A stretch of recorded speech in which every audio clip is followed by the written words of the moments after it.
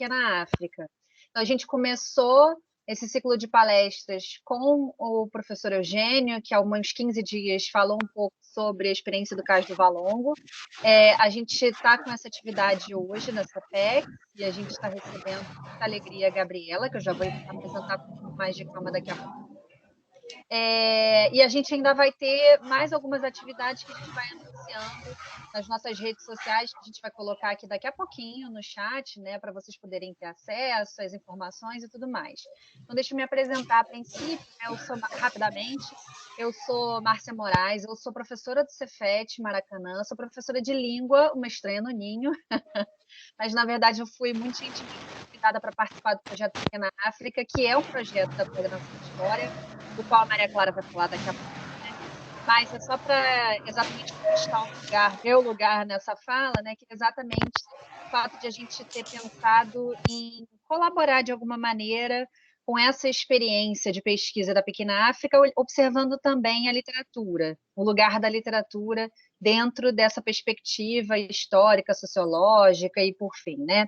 Então eu queria agradecer muito as duas palestrantes de hoje, né? Então a primeira delas é a Maria Clara, que é que é aluna do 4º ano do curso de turismo do Cefet Maracanã. A Maria Clara está no projeto desde 2017, desde a sua idealização. E atualmente ela participa com a gente como voluntária, entusiasta, ajudando a organizar, ajudando a pensar junto com o projeto, junto com a gente. E é com muita satisfação que a gente continua recebendo Maria Clara no projeto esse ano, com pensando junto como organizar o projeto. E também estamos recebendo a presença ilustríssima da Gabriela Palma, Gabi, como ela gosta de ser chamada, né?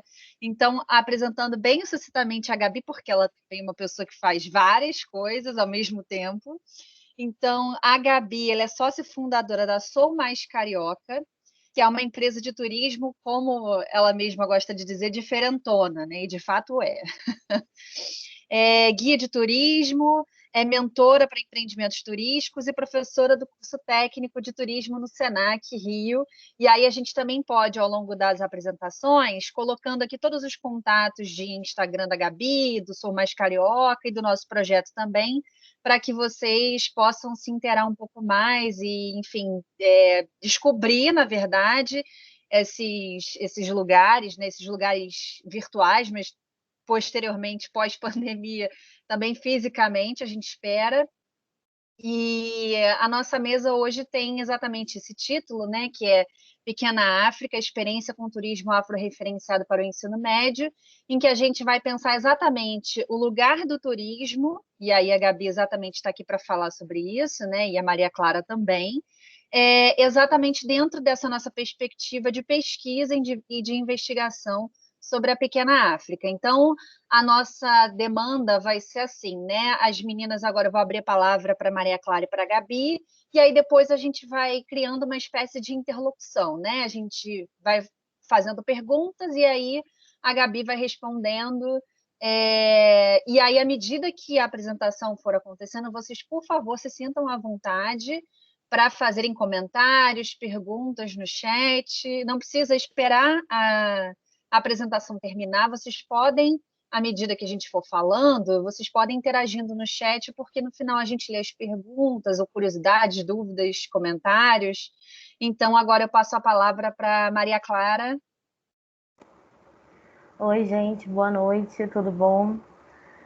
Eu vim aqui falar um pouco do projeto, um pouco de como ele aconteceu, como ele começou, como a gente veio parar aqui nesse terceiro ano de projeto. O nosso projeto começou em 2017 como uma ideia, principalmente, porque durante as aulas do ensino médio, a gente, na ementa de história, a professora Vanessa, ela decidiu fazer uma aula diferente. Ela decidiu tentar quebrar com a ideia de contar a história do conquistador, e aquilo levou a gente ao entendimento da história de uma forma que a gente nunca tinha vivido no ensino fundamental. Então, eu acho que o choque que a gente teve no primeiro ano, com essa mudança de pensamento, do que a gente já tinha aprendido no fundamental foi incrível.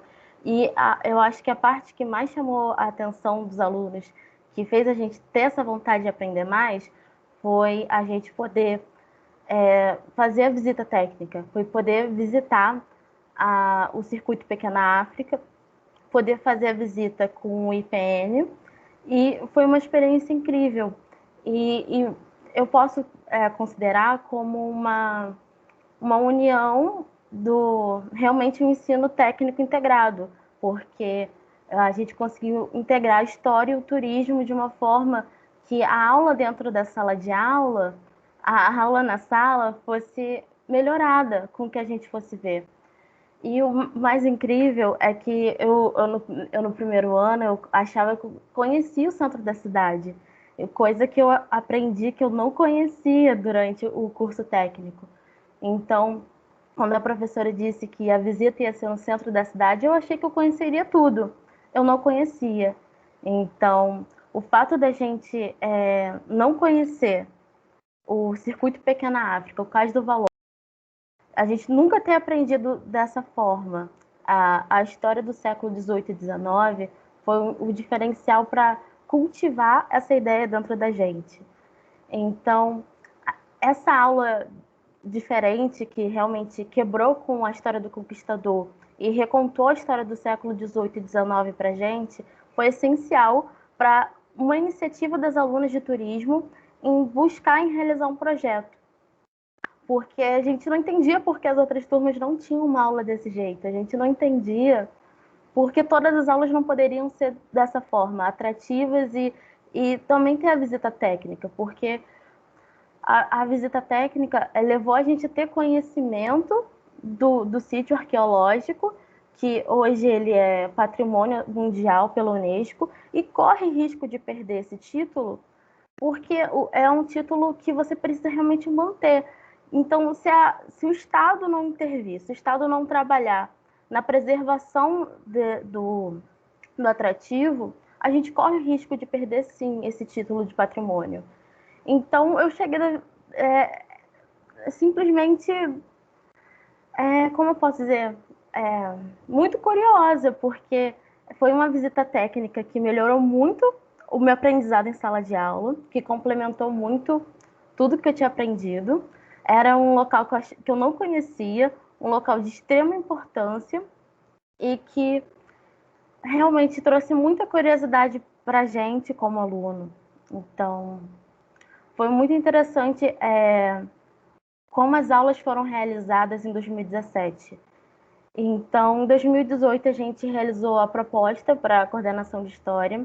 A gente buscou a coordenação para tentar realizar algum projeto que trabalhasse com o Circuito Pequena África, de alguma forma, e principalmente para tentar realizar essa visita com outras turmas de primeiro ano, porque consideramos muito importante toda visita, principalmente para o ensino médio, porque a gente conseguiu melhorar nosso aprendizado e a gente conseguiu desenvolver uma alteridade maior, além de ser uma atividade de humanização da história.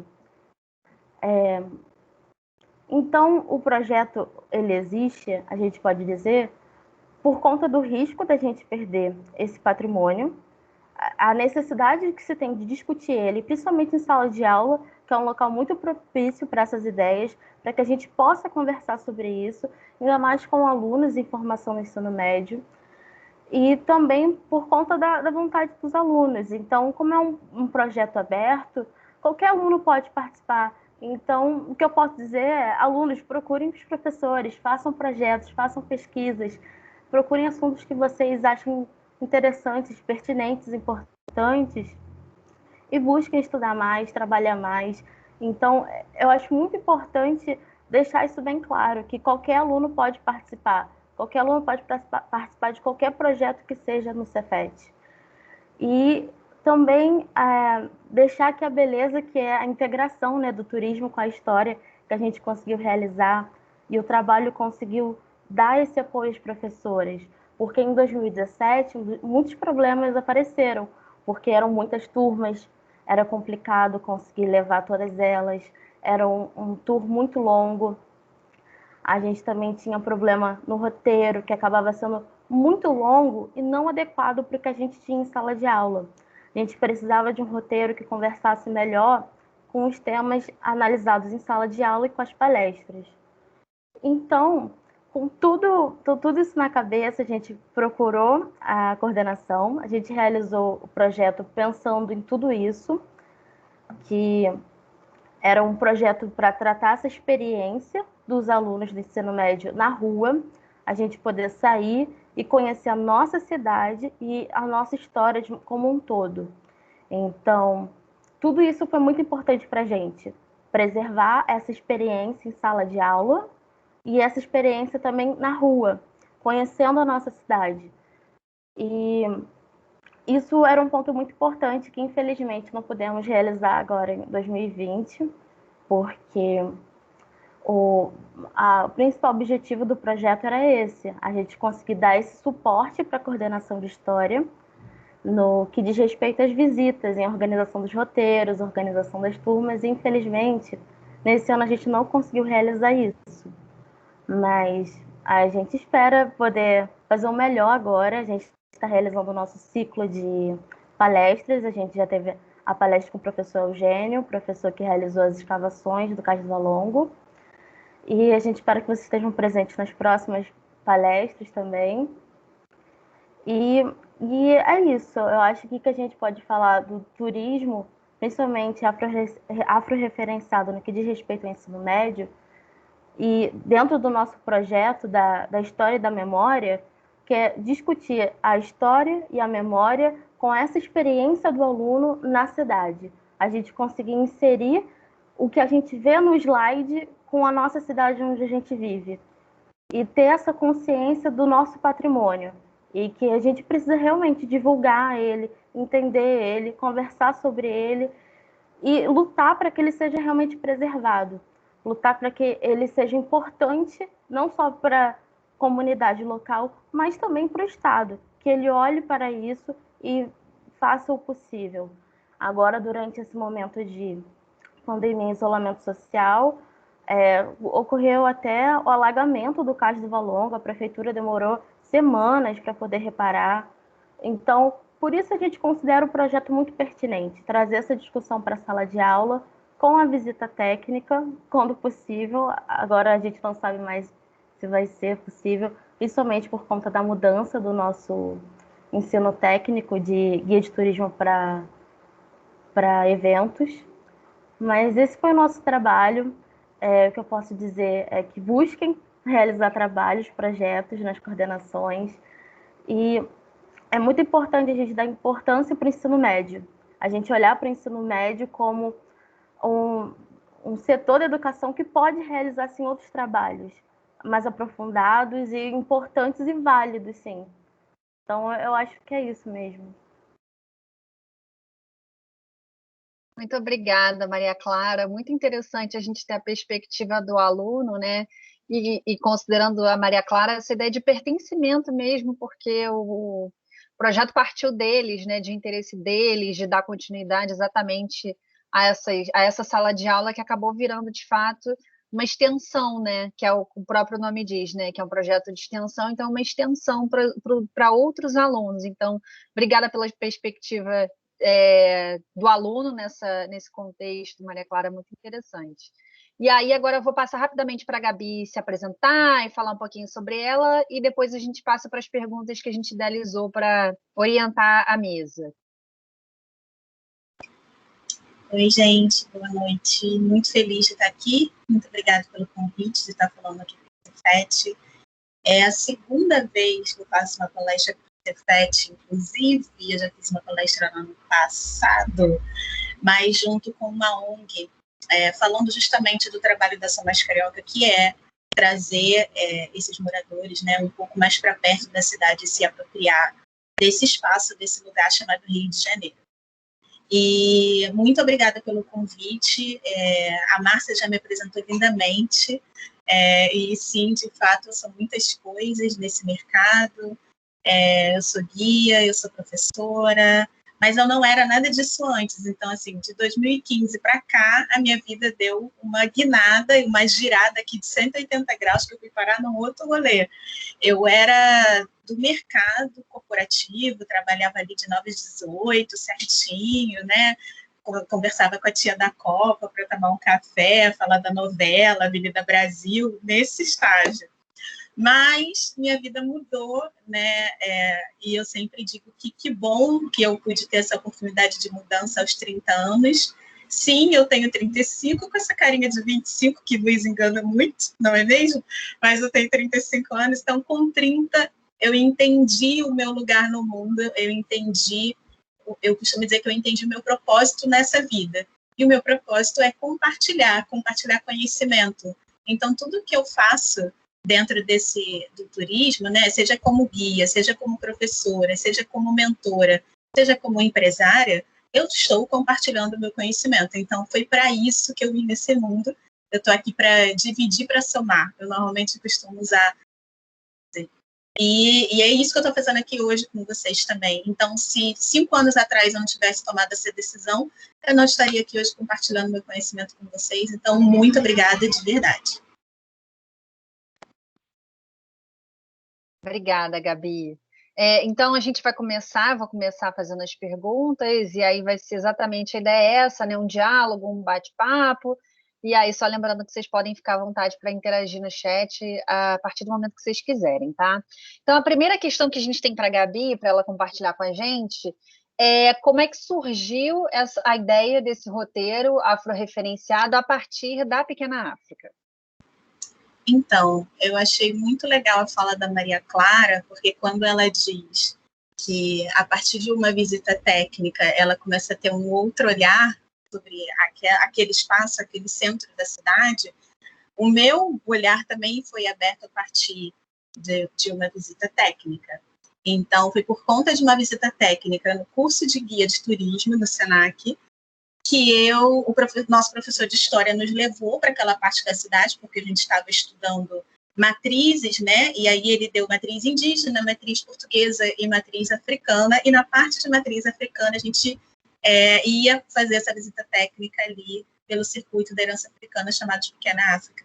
Eu lembro que quando eu terminei aquele tour, eu fiquei tão impactada que eu olhei para dentro de mim mesma e falei: eu não quero ser essa guia de turismo que vai só levar as pessoas para visitar o e o Pão de Açúcar. Eu não vou ser essa pessoa. Eu vou ser a pessoa que vai formar pensamentos críticos, que vai colocar pontos, né, pontos de interrogação, não ponto final, pontos de interrogação na mente dessas pessoas que queiram entender uma parte da história que por muito tempo foi silenciada e apagada. E eu segui isso dentro do meu pensamento, e fui trabalhando isso, fui estudando mais aquelas histórias, né? Quem eram aquelas pessoas, que estado era aquela que estava ali no Largo da Prainha, enfim. Eu fui tentando entender um pouco mais aquele espaço e como que aquele espaço se deu dentro desse contexto de cidade do Rio de Janeiro, ali na região da Zona Portuária. Então, foi por conta de uma visita técnica que esse olhar surge, voltado para o turismo afro-referenciado. Só que eu só fui entender essa questão do turismo afro-referenciado há uns 3 anos, de 3 anos para cá, mais ou menos. Porque aí sim eu fui entender que várias histórias que a gente vem contando ao longo desse tempo, como a Maria Clara bem pontuou, ela é contada com uma visão do colonizador, não colonizado. Ela é contada do ponto de vista eurocentrado, né? Então, por exemplo, na escola, a gente não estuda a África, no máximo a gente estuda o Egito. E às vezes as pessoas esquecem que o Egito está na África, sabe? E remete Egito a Cleópatra de cabelo liso, branca de olho verde. Só que não era muito bem isso, né? Então, que imaginário é esse que está sendo construído dentro da nossa mente desde quando a gente é muito pequenininho? E aí, né, de uns 3 anos para cá, que eu fui entendendo que o que eu estava fazendo era esse turismo afro-referenciado, que nada mais é você colocar um holofote, você colocar uma luz para essas histórias que não são contadas dentro da escola. para histórias como Mercedes Batista, para história como Tia Ciata, como Abdias do Nascimento, Luiz Gama, enfim, né, pessoas que permeiam aí essa história, mas que muitas das vezes a gente talvez nunca tenha ouvido falar nesses nomes. Eu convido vocês a me dizer no chat quantas dessas pessoas que eu falei aqui para vocês que vocês realmente conhecem, ou já ouviram falar, ou se conhecem, de fato, sabem a história. A gente não sabe, né? E eu mesmo fui aprendendo uns 5 anos para cá. E não julgo de você estar aí, que está assistindo, não saber, porque é isso, ninguém sabe tudo. Mas por que a gente não sabe, então, da mesma forma que a gente conhece a história da família imperial? Da mesma forma que a gente sabe sobre Princesa Isabel, Dom Pedro II, Dom Pedro I, Dom João, Maria, enfim. Por quê? Por que a gente não sabe nada sobre essas outras pessoas que também fizeram parte da história? Então, é isso que o turismo afro-referenciado ele faz. Ele referencia o continente africano, referencia pessoas que têm dentro da sua ascendência a África. E se você for parar para observar, 56% da nossa população no Brasil tem ascendência africana. Então, é isso que eu faço. Eu tento colocar essas histórias e dar luz para essas histórias que ficaram por muito tempo apagadas. Mas ela, de fato, começou com uma visita técnica. Então, visitas técnicas são muito poderosas, Cefete. Façam visitas técnicas com os seus alunos quando a gente já tiver a vacina contra o corona. Não estamos aguentando mais ficar aqui dentro de casa, não é mesmo? Precisamos de uma vacina para ter essa visita técnica e eu acho muito, muito, muito importante colocar esse aluno na rua, né, e tornar essa rua também uma sala de aula. E o que eu faço aqui é educação não formal. Eu não estou com um pilô na mão, um quadro branco. Eu estou usando só a minha oralidade, assim como fazia em África, que era o conhecimento todo passado através da voz. Então, é isso que eu faço. Então, sim, visitas técnicas são muito poderosas e foi por conta dela que eu estou aqui falando hoje com vocês. Perfeito, Gabi. Agora a nossa próxima. Como você pensa essa modalidade de turismo no Rio para os cariocas e também para os moradores das proximidades, como Baixada Fluminense, por exemplo, e a ideia de apropriação da cidade por esses moradores? Eu acho que pensar carioca, né, ou moradores, enfim, do Rio de Janeiro, e aí eu vou mais além, moradores de cidades que são tidas como turísticas, né, e aí a gente está falando de Rio de Janeiro, Minas Gerais, enfim, quase todas as capitais são consideradas turísticas, aí cada um dentro de uma vertente, né, de um segmento.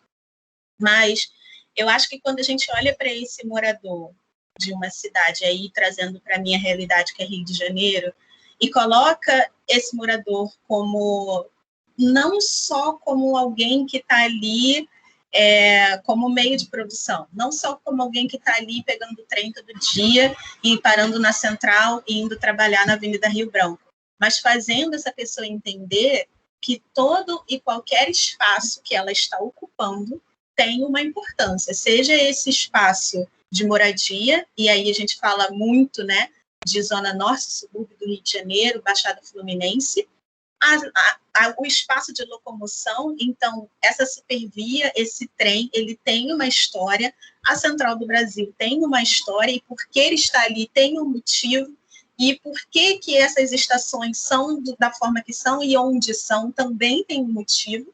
E quando ele chega nesse lugar de trabalho, que é ali o centro do Rio de Janeiro, Avenida Rio Branco, Praça Cinelândia, Praça 15, Rua do Mercado, por que as coisas são da forma que são, né? E quando esse cidadão ele está ali não só por estar, e estar ali também entendendo esse espaço, se apropriando desse espaço, entendendo o contexto histórico, essa pessoa ela vai conservar o patrimônio, né? E aí a gente está falando de patrimônio material, patrimônio imaterial, né? A gente está falando de patrimônio natural também, quando essa pessoa faz uma trilha, por exemplo, e conhece espécies que talvez ela nunca tenha visto dentro do próprio quintal. Quantos e quantos brasileiros nunca viram um pé de pau-brasil, por exemplo, uma árvore que dá o nome ao nosso país? Mas várias pessoas nunca nem sabem como é que é essa árvore e por que ela foi importante nesse contexto histórico brasileiro, né? Então, quando a gente começa a desenvolver roteiros que têm uma pegada turística, e é aquilo, né? A gente fisga esses moradores pelo potencial turístico desses lugares. Aí talvez você me pergunte, Gabi, mas Madureira não tem potencial turístico? Tem. O problema é que a galera que mora em Madureira acha que não tem. E aí, quando alguém pergunta, mas tem o que fazer em Madureira? Tem mercadão aqui e tem negócio de um parque. Quando, na verdade, Madureira é um polo cultural afro muito potente. Né? A gente tem a Curva, a gente tem o Jongo, a gente tem o Baile Charme do Viaduto, a gente tem 2 grandes escolas de samba, que é a Portela e o Império. E, gente, todas essas coisas que são hoje cultura dentro da nossa cidade, dentro do nosso país, vieram de algum lugar. E quando a gente entende esse lugar de onde veio, as coisas ficam muito mais fáceis. Né? Você se apropria disso de tal forma que você se instiga a querer conhecer mais. E quando você faz isso, você também compartilha. Porque é isso. Quando a gente conhece alguma coisa legal, a gente não quer falar para outra pessoa? Quer. Então, a gente começa a compartilhar as coisas boas que aquele lugar tem. As coisas boas sobre Bangu. Sim, Bangu tem coisas boas. Não é só o lugar mais quente do Rio de Janeiro, mas foi o bairro mais inglês do Rio de Janeiro. Talvez você não saiba disso. Assim como a região de Jacarepaguá foi importante nessa construção da cidade. Madureira, Cascadura, Tomás Coelho, não sei, porque é um lugar que é onde eu moro, mas tem quase tão nada aqui em Tomás Coelho. Mas tem a Supervia, a gente tem o trem, então, assim, tem essa linha férrea conectando esses territórios, sabe? E eu acho que é muito isso, Márcia, e a galera que está assistindo, é a gente entender o espaço, se apropriar desse espaço e se apoderar disso, de forma que, gente, patrimônio, já diz o nome, é público. Então, significa que é meu, que é seu, que é nosso.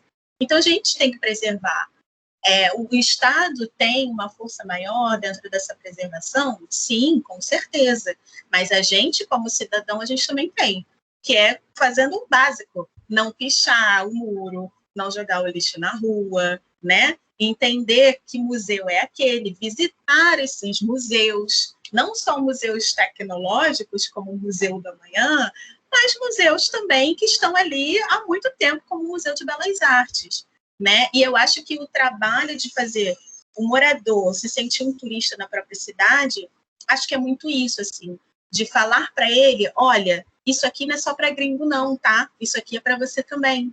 O Museu de Belas Artes está aqui, é enorme, é imponente, te dá um medo de entrar porque você acha que lá dentro você não vai entender nada. Não é isso não, você está com alguém que vai te explicar essas histórias, você está com alguém que vai olhar uma obra de arte e vai poder te sinalizar o que significa. Então, eu acho que é também muito quebrar essa barreira. Não posso e não é um lugar para mim. Principalmente quando a gente começa a trabalhar com valores bem acessíveis para essa população. Então, é muito potente quando a gente olha para esse morador e transforma esse cidadão, esse morador daquele lugar, como um consumidor que consome produtos e serviços turísticos. Porque é isso, tipo, Roda Gigante está aí. Mas quem está indo na Roda Gigante? Não é o americano, não é o europeu. É o brasileiro, é o carioca que está mantendo aquilo lá aberto. Quem foi que fez Pão de Açúcar e Cristo Redentor? Promoção para morador. Mano, você tinha que ter promoção para morador o ano inteiro. Não é porque agora tu está na Pindaíba, que não tem gringo vindo, que você não vai, entendeu?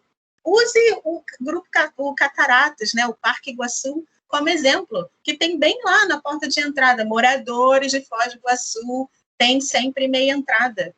E por que a gente não tem aqui no Cristo Redentor? Por que a gente não tem isso no Pão de Açúcar? E só faz isso quando está bem ruim de dinheiro. Então aí, né, tem um morador aqui, vamos dar um desconto para essa galera?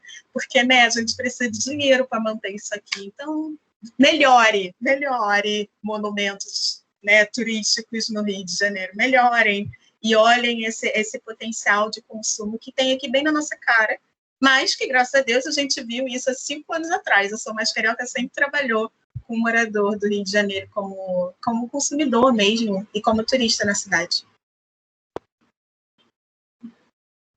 Muito legal, Gabi. Acho que você foi até além, né? Porque a gente estava falando da perspectiva da cidade, você trouxe a perspectiva do próprio bairro, né? Que é de a gente olhar para o próprio bairro e reconhecer o potencial turístico, enfim, cultural e das nossas próprias experiências cotidianas, né? Muito legal, Gabi. Vamos avançar, porque senão eu vou querendo comentar nas perguntas e aí a gente se perde. E aí deixa isso para o final, né? Que a gente faz uma retomada de tudo. Então, indo ao encontro exatamente disso que você está falando e da referência anterior que você fez alguns nomes que não necessariamente são conhecidos pelo grande público e pelos alunos, né? E também pelos professores, enfim, né? Mas é para a gente pensar, e eu queria saber de você também, nós queríamos saber de você, né?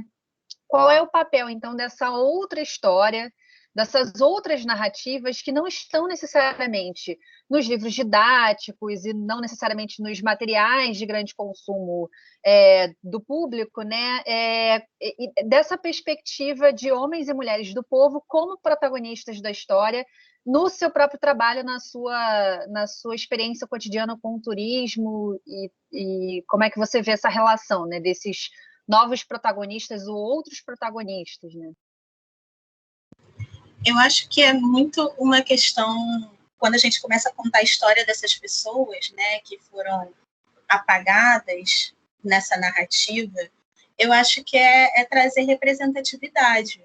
Por exemplo, quando eu falo sobre Mercedes Batista, e a maioria das pessoas não conhece, e se eu tenho no meu grupo uma menina negra de 6 anos de idade, e quando eu falo para ela que Mercedes foi a primeira bailarina negra do Teatro Municipal, e talvez dentro do coração dela, ela olha assim, caraca, eu queria ser bailarina, mas eu não vejo quase nenhuma bailarina negra. Hoje a gente tem a Ingrid, enfim, mas até um pouco tempo atrás a gente não tinha tantas referências assim, né? E aí, quando eu conto essa história, talvez para essa menina de 6 anos de idade que está ouvindo ali, fala, opa, então quer dizer que eu também posso ser bailarina? Então quer dizer que quando eu falo a história, sei lá, do André Rebouças, que foi engenheiro, pô, quer dizer que eu também posso ser engenheiro? Quer dizer que sim, pode, porque outras pessoas foram, né? E para a gente estar aqui hoje, tanto eu quanto várias pessoas que estão aqui assistindo e que têm essa ascendência negra, outras pessoas tiveram que fazer várias coisas para a gente estar aqui nesse lugar hoje falando, conversando. E às vezes a gente esquece disso. Então, fazer essa reverência, reverenciar e referenciar essas pessoas que vieram depois da gente é muito importante e é muito poderoso, né? A gente contar essas histórias que de fato não estão nos livros. Talvez daqui a uns 10, 15, 20 anos estejam, porque dentro de um contexto, quando a gente abre um livro de história na escola, no ensino fundamental principalmente, quando a gente estuda ali, né, sobre Lei Áurea, abolição, as únicas referências de pessoas pretas que a gente tem nesses livros são das pinturas de Debré. E essas pessoas estão fazendo o quê? Estão servindo outras, sendo escravizadas. E aí, olha como que a gente cresce e as referências que a gente tem na nossa cabeça. Olha que loucura. E por que a gente não tem outros tipos de referência dentro desses livros? É o que eu estou falando. Talvez daqui a um tempo tenha, ainda não sabemos se, né? Mas o fato de ter pessoas, e não só eu que faço esse tipo de trabalho aqui no Rio de Janeiro, mas no Brasil como um todo, já tem muitas pessoas se movimentando dentro do turismo, contando histórias apagadas. Isso é muito bonito de ver, porque a gente está instigando as pessoas a querer conhecer mais da própria história. Porque alguém não estava contando, sabe? Alguém, tipo, chegou aqui, ai, não, pula. Vamos pular essa parte aqui, que essa parte aqui não foi legal, não. Vamos falar agora aqui de Segunda Guerra Mundial, nazismo, Hitler, Auschwitz, todo mundo sabe, né? Judeus e tal. Isso aí a galera sabe tudo. Mas a parte da escravidão, né? Mesmo ali, o que de fato acontecia e quem foram essas personagens, como Luísa Marim, por exemplo, não sabemos, né? Que revoltas foram essas que aconteceram? Porque o que eu mais ouço da galera, enquanto eu estou fazendo o tour da Pequena África, é assim, brasileiros, tá? E estrangeiros também, eles perguntam assim, poxa, mas caraca, né? Quase 400 anos de escravidão, pô, mas ninguém queria sair disso, não? Várias pessoas tiveram várias revoluções, mas quem conta isso? Ninguém conta, né? A revolta dos malês foi isso, que as pessoas querendo se revoltar, né? As pessoas pretas ali da região da Bahia, do Recôncavo Baiano, querendo sair nesse sentido de escravidão. Mas a gente estuda isso? A gente não estuda. E se não tem filme na Netflix, a gente também não vai querer correr atrás. Porque só quando lança um filme na Netflix, que aí a gente, gostei. Ai, vou procurar como jogar xadrez porque eu gostei do Gambito da Rainha. Então, é isso que acontece na nossa cabeça, sabe? Então, eu acho que contar essas histórias é muito poderoso, Márcia. De fato, é muito poderoso. A Tainá está falando aqui no chat, o que seria Palmares, não é mesmo? É isso, né? Palmares, Serra da Barriga, Zumbi, enfim, né? Temos algumas referências aí, mas, de fato, essas histórias não estão sendo contadas muito direito, não, porque a gente tem na nossa mentalidade que a gente aceitou essa escravidão e que a gente não queria sair disso. Não foi muito bem assim, não.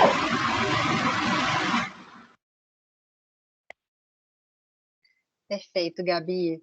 E aí eu queria agora e aí você pode até, se você quiser se alongar, até para explicar um pouco mais dessa ideia do tour virtual, mas essa pergunta é exatamente para pensar como é que você conseguiu organizar e, de fato, como você conseguiu adaptar, que eu acho que a melhor coisa que a gente pode pensar, né? Como é que você conseguiu adaptar esse tour que era presencial para um contexto online, e como é que você está percebendo a resposta do público a essa modalidade, considerando, né, se, enfim, existem diferenças, é claro que existe, né, do presencial para o online, mas, enfim, né, são públicos diversos, talvez um público maior por conta do online, mas aí eu queria agora que você falasse um pouco dessa experiência do tour online, e como é que tem sido essa resposta das pessoas? Primeiro, a motivação do tour online, né? Por conta da pandemia, o tour da Pequena África não estava acontecendo, né, de forma presencial, e aí a plataforma que eu utilizo para fazer o tour virtual, Airbnb, abriu essa modalidade, experiências virtuais. Aí eu fiquei pensando, o que eu ofereceria? Mas na mesma hora eu pensei, Pequena África, que é isso que eu sei, que é isso que eu sei fazer, é isso que eu gosto. E, de fato, foi um desafio colocar ele em formato virtual, onde em 1h30, porque o tour ele tem 3 horas de duração, o presencial, mas eu não podia fazer 3 horas de duração no online, porque ninguém tem saco de ficar olhando 3 horas de duração, a não ser que você esteja assistindo O Senhor dos Anéis, não é mesmo? Mas eu não sou essa pessoa, então eu tive que transformar para 1h30. E aí o desafio foi tentar colocar essa narrativa de 3 horas em 1h30. Mas, por um outro lado, eu me vi com algumas ferramentas que no presencial eu não tenho. Então, no online, eu consigo falar de referências e mostrar essas referências, né? Eu consigo falar de Mercedes e mostrar, de fato, quem era Mercedes, com vídeos, enfim. Consigo falar de Tia Ciata e mostrar a Ciata, né? Então, eu tenho recursos audiovisuais que me ajudam muito nessa narrativa, como mapas antigos e tudo mais, que no presencial eu não tenho. Então, acho que o meu maior desafio foi adaptar a narrativa de 3 horas para 1h30. O que deu certo, eu consegui fazer e a galera super está curtindo, né? Tanto o público nacional quanto o público estrangeiro. Tenho tido uma demanda que está me abrindo um mundo de interrogação, que é uma galera da Ásia, então japoneses, chineses, né, querendo entender um pouco essa história. Até então, no presencial, eu nunca tinha recebido chineses e japoneses nesse sentido, o que no online dá para fazer, né? E a resposta tem sido muito positiva, eu acredito, porque as pessoas, dentro de 1h30 de duração, eu acho que tem alguém com o microfone aberto, depois você olha para mim, mas dentro de 1h30 de duração, as pessoas, de fato, conseguem entender essa história. Gente, vocês fecharam o microfone? Todo mundo? Acho que foi. Acho que agora fechou. Valeu. Acho que era Felipe que estava com o microfone aberto. Bom, e aí as pessoas conseguem entender, de fato, essa história em 1h30 com toda uma contextualização e tal. Então, o retorno tem sido muito positivo. Uma coisa interessante que tem acontecido é que empresas começaram a olhar para essa experiência online, né, e olhar uma possibilidade de abertura de diálogo, como, por exemplo, um diálogo para a diversidade dentro da equipe. E aí, porque no tour eu falo sobre racismo, eu falo, né, sobre essa diferença social que existe no Brasil. Então, eu costumo dizer que o Tour da Pequena África virtual, ele abre muitas possibilidades.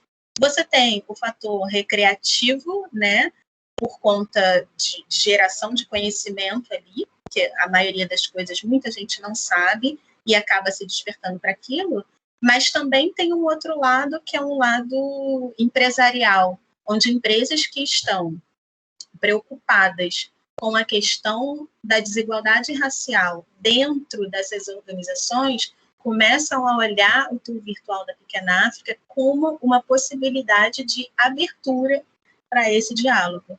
E aí o turismo, como eu falei, é uma ferramenta muito poderosa para a gente começar, né, a plantar essa sementinha, começar a colocar esse pensamento crítico nas pessoas. Então, tem sido muito, muito interessante. Até o momento, eu acho que eu já fiz esse tour virtual de julho para cá, para quase 300 pessoas, considerando que uma empresa fechou para 100 funcionários, por exemplo. Então, isso tem sido muito bom, esse retorno. E eu vou abrir uma segunda experiência online em breve, que é falando só sobre a história do samba e essas influências, né, que a gente tem aí dentro do samba. Então, já fica um spoiler aí para vocês também. Eu estou bem animada. Eu queria ressaltar que, como já tendo frequentado o tour da Gabi online, já fazendo mega propaganda, é uma experiência completa, né, Gabi? Porque a gente assiste ao tour e aí tem todas essas referências que a Gabi falou, né, de mapas e fotos, que era uma coisa que a gente não conseguiria fazer presencialmente, né? Você não para ver um mapa, né? Você não para ver uma foto, enfim, algum registro histórico. É claro que você tem acesso a isso fisicamente, e depois do tour ainda tem uma playlist, que é super legal, pelo menos eu tive, né?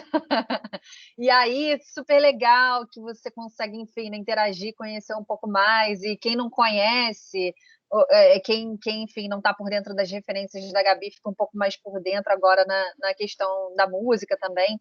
Então, eu acho que conseguiu dar conta de uma experiência super completa. E aí, Gabi, se você tiver algum em vista também, né, pensando online, você pode divulgar aqui também para quem quiser. Eu acho que lá na página da Sou Mais deve ter essas informações, até no seu Instagram, que eu já coloquei aqui no chat. Mas, enfim, fica aí a dica, né, super dica, que é desse tour virtual, que é uma beleza. E aí agora a gente vai abrir para as perguntas, porque a ideia era realmente a gente interagir com as pessoas que estão aqui, que tiveram dúvidas, enfim, né, que quiserem comentar e tudo mais. Então, gente, fiquem à vontade, explorem a Gabi, usem esse momento para tirar dúvida, enfim, né, ou de qualquer coisa que a Gabi tenha falado. Então, fiquem à vontade. Não fiquem com vergonha, não, gente. Não vou bater em ninguém. Deixa eu ler aqui um comentário da Alice enquanto isso no chat, enquanto a galera vai pensando se tem alguma pergunta. A Alice falou: acaba que a gente não ocupa esses espaços, né? Grande parte da favela nem sabe da existência desse espaço que remete à nossa história. Exatamente, Alice. No tour, no presencial, tem uma hora que eu vou ali no Jardim Suspenso do Valongo. E ali eu tô de frente para o Morro da Providência, para a favela da Providência, que foi a primeira favela que a gente teve aqui no Rio de Janeiro. E, de fato, os moradores daquela favela, eu estou chutando muito por baixo aqui numa conta papel de pão, mas acho que os 85% daquelas pessoas que moram ali não têm ideia disso. Não têm ideia do lugar que elas estão e do contexto histórico que aquele lugar foi criado, sabe? E eu acho que quando a gente entende essas histórias, a gente se se empodera de tal forma que você tem até orgulho de morar naquele lugar, assim como o Bangu, que eu falei, como Madureira, Marechal Hermes, né, outros bairros aí do subúrbio do Rio de Janeiro, que a galera, tipo, às vezes mora e fala, ai, odeio morar aqui, tem nada aqui, não gosto, mas não sabe nem, talvez, o básico, que é por que o nome daquele lugar é aquilo. Tem um motivo por que o nome de Madureira é Madureira, por que o nome de Bangu é Bangu, por que Marechal é Marechal, por que Meyer é Meyer. Mas, assim, a gente também não é instigado a isso dentro das escolas. Né? Quando eu dou aula no curso de guia, eu faço um exercício muito legal para a turma, que é eu forço esses alunos a fazerem roteiros turísticos dentro do bairro que eles moram. E aí, quando eles fazem isso, e vão apresentar, porque sim, tem que apresentar para todo mundo, eles ficam maravilhados. Gente, eu não sabia que o meu bairro era isso, eu não sabia que aqui tinha isso, que tem uma igreja que é centenária, que que maravilhoso. E aí eu começo a mudar esse pensamento daqueles alunos também, né? E eles passam a olhar aquele lugar de moradia com um pouco mais de carinho, e não só como um lugar que, tipo, ai, que droga, moro aqui e não tem nada para fazer aqui. Só que ninguém chegou a ele a procurar o que tem que fazer. E só sabe, de repente, do podrão da esquina do tio João, que vai lá comer o x-tudo, entende?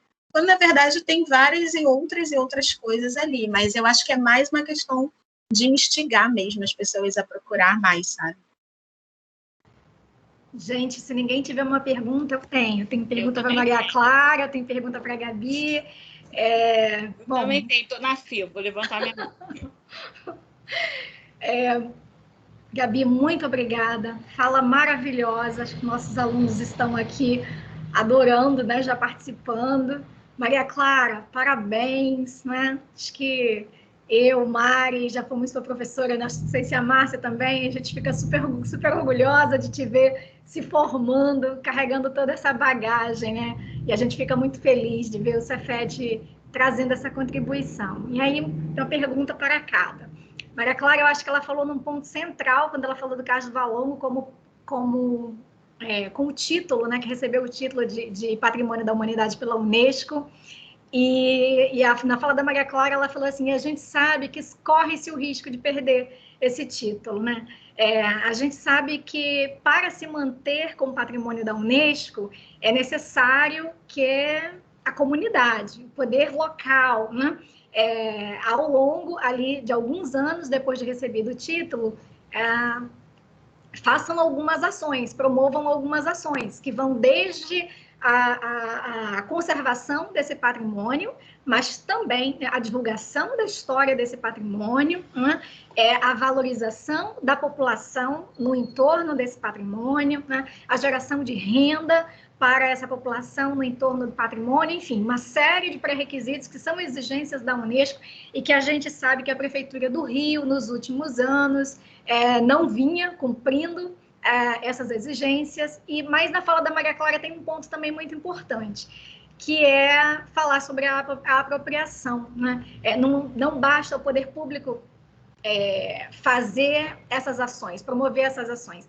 Essas ações, elas devem promover também, e isso não só o poder público, mas a comunidade como um todo, deve haver uma apropriação desse patrimônio, sobretudo pela comunidade, né? Ali no entorno da Pequena África, ali no entorno da Pequena África, os bairros vizinhos, a própria cidade do Rio de Janeiro, né? A ideia de Rio de Janeiro que a gente tem, que abrange Baixada, Niterói, né? É preciso que essa população se aproprie desse patrimônio, reconheça o valor desse patrimônio, veja esse patrimônio como parte da sua história, como parte importante da sua história.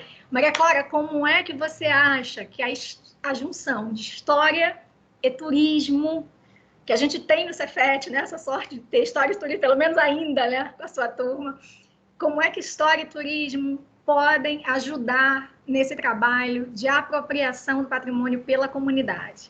E para a Gabi, né, já para apresentar aqui de vez já a minha pergunta para a Gabi,